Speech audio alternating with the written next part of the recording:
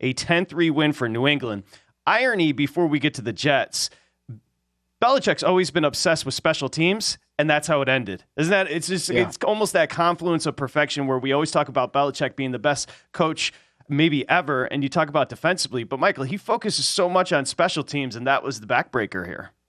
Well, it was, and I think to me there was a lot of missing points here. So with 26 seconds left to go in the game, on the second down call, the Jets gain 8 yards, so it's 3rd and 2, and the Jets call timeout there.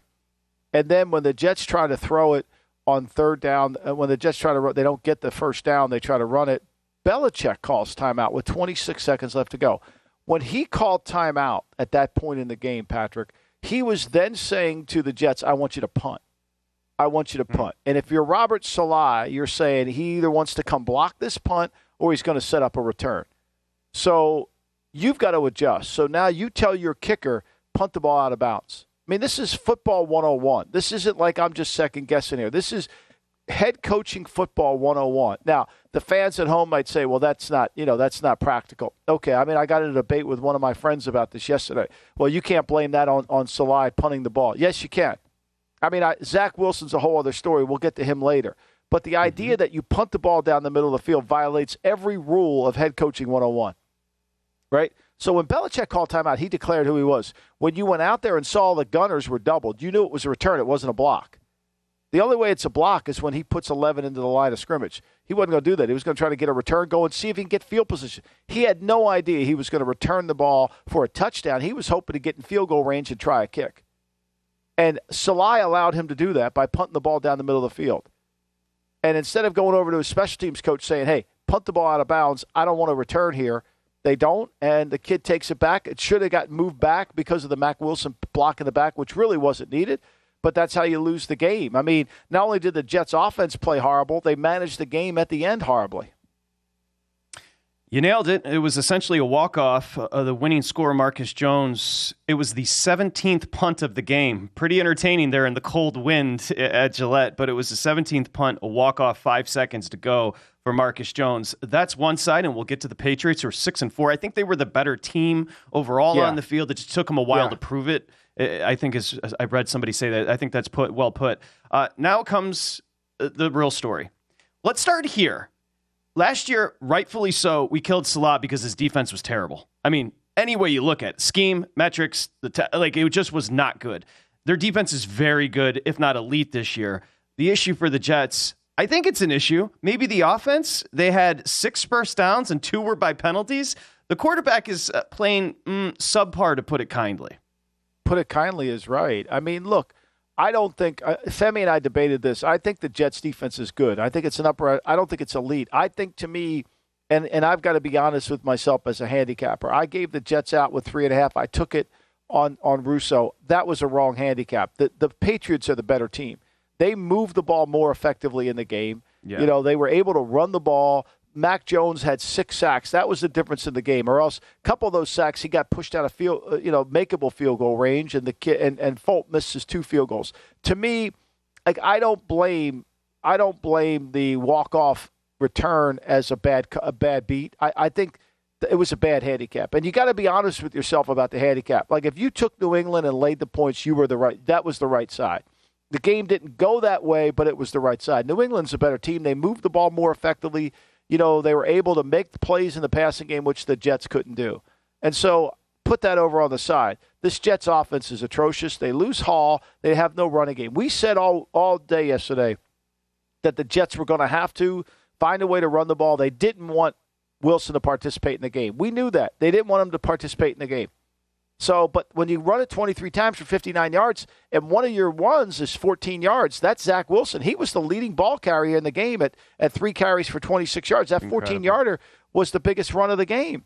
So, to me, there was no offense. Mims dropped probably a first down, but other than that, there was no place. I mean, frankly, Wilson tried to throw an interception over there on first on the sideline. Jonathan Joseph almost picked it off there. At the end of the game there. So, look, I think the Jets' offense has been broken. Let's go back, right? Against Pittsburgh, they weren't playing good, and he scored today. Had 2 drives in the fourth quarter. They came back. Miami, Miami's getting ready to take the lead, going up 19-17. All of a sudden, the fourth quarter, they come back. But since then, we have not seen him play at a level. And when they lost Hall, they lost their run game. And, their defense has to play too many snaps, and it cost them. Okay, just how bad? Objectively, I'm not sure, and I'm not being hyperbolic, I'm not sure an offense can perform worse, and we're talking across 100 years. I mean, they had 103 total yards. They had 2 yards in the second half. Slaw came out and called his offense dog-ass. I'll clean it up a little bit there. As you mentioned, Wilson tried to throw a couple of picks. The Patriots just didn't oblige. Breece Hall's out. Carter, Robinson, not the answer. I understand the offensive line has some injuries, but we've got to get something from the offensive coordinator in this offense. You can't have 103 total yards in a football game. That's just impossible. It's impossible, right? I mean, and so look, they've never been very good on third down. The LaFleur family, I read an article the other day I don't know what website it was that had him as mentioning as a possible head coaching candidate. Are we watching any games here? Seriously, are we watching this offense? At some point, don't you have to do something sustainable to become a head coach in the NFL? Maybe you don't. I don't know. But we talk about how great the Jets are all talent-wise. And yet, so if it's not their talent, if they're really good because Joe Douglas drafted all these guys, then let me ask you something. Then where is the play? To me, New England, the last time they played New England, Wilson cost them the game. But they moved the ball. New England didn't really move the ball. New England turned it over. They got a call back. All Jet fans were complaining about the unnecessary roughness. Okay, that was a call. It was the right call. But that game, the Patriots didn't move the ball very well. They moved the ball in this game. They were able to run the ball. They made plays in the passing game. They just couldn't finish drives. I actually thought the Patriots' offense, they were 4 for 15 on third down, which killed them. But they didn't really sustain. And the Jets' offense, they have nothing going to them. Think about it. They beat Buffalo 20-17. Buffalo turns the ball over. They lose to New England. Then they have the bye. They score 3 points. They scored 16 against Denver in that win.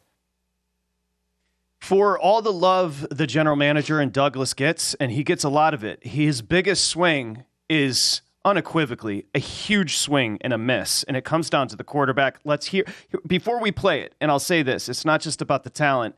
At least he's got a good attitude. Let's hear from Wilson. Yeah. As an offense, though, when you guys are only able to score 3 points, the defense only lets up 3 points. Do you feel like you let the defense down at all? No. Okay, that's if you can't hear it, that's Wilson saying no, the offense didn't let the defense down. He just benched himself. But let me ask you a question. What do you do as an organization? They won't bench him. I don't think they'll bench him. I think he's indifferent. I think you could just feel the comment. Did you see the interaction between him and his teammates? He's a little bit like Carson Wentz. Kyler Murray. They're not connected to their teammates. Right. And nobody's got his back. Did you hear one comment about, hey, look, this ain't on Zach, this is on all of us? Did you hear that? You see Garrett Wilson saying, I'm done with this? He was screaming, I'm done with this. I'm done with this. Who do you think he's talking 105 yards. about? Guy averages, and he's a rookie. At some point, you got to sit there and say, okay, wait a minute. And I think anytime they play against a good team, look, the Jets are scared to death to let Wilson play in the game. They want to eliminate him from turning the ball over. They know he's going to turn the ball over. He tried to yesterday. You were right. He tried to throw 2 picks yesterday. Yeah. The Patriots just didn't catch him. I think, to me, you could make the case the first time they played, the Jets were the better team. You could not make that case yesterday. The right handicap was taking the Patriots, whether it was 3.5, whether it was 3, it didn't matter. They were the right side because they were the better team. I think that's okay. That is so important what you just said there for new handicappers, where it's a walk-off with a punt. It was headed to overtime. You're thinking you got screwed if you're a Jets backer. No, what you're saying is the Patriots pushed out of field goal range, were the better team. That was the right side. Laying the 3.5 was the right side. And I think that's important. You got to always go back over the games and say what was the right side. Visit VSiN.com to get current odds, listen for free, find showtimes, and download VSiN sports betting podcasts.